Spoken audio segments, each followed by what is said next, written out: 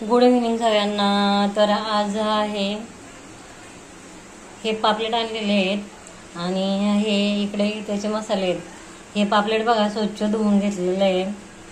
बांगडा आणि पापलेट दोन्ही पण आहे.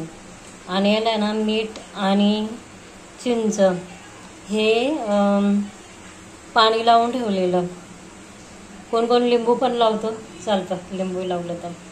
आणि इकडे आहे ना हे तळण्यासाठी आहे ना बेसन घेतलेलं आहे, रवा घेतलेला आहे आणि ही चवीनुसार मिरची, कोणाला तिखट आवडतं नाही आवडतं, आणि ही हळद आहे आणि हे चवीनुसार नमक.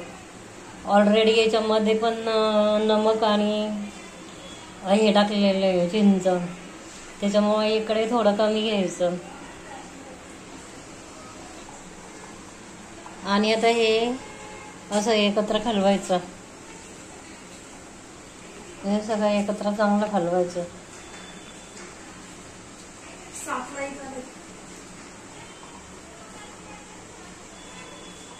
हे चांगलं एकत्र हलवायचं.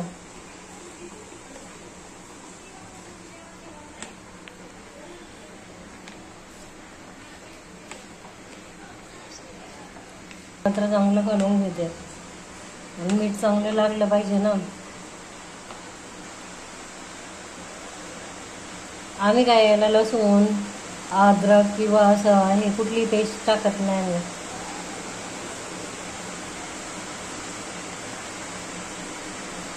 आणि आता इकडे हा असं सोडून द्यायचं.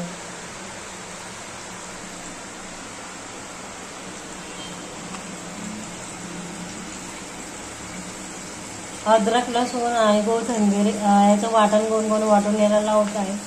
पण आमच्या गावी असंच बनवतात, आमची गावची पद्धत.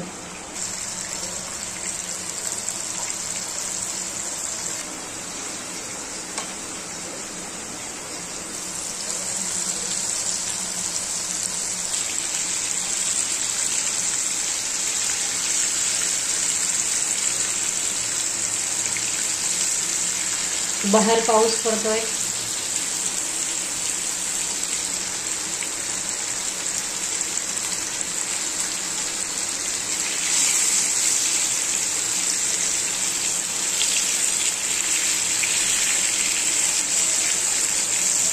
चांगले कडक होऊन द्यायचे मस्त वेगळे.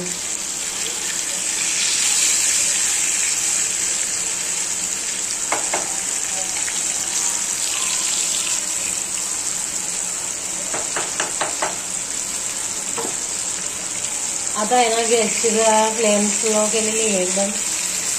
आणि आता हे थोडा वेळ असंच भाजून द्यायचं.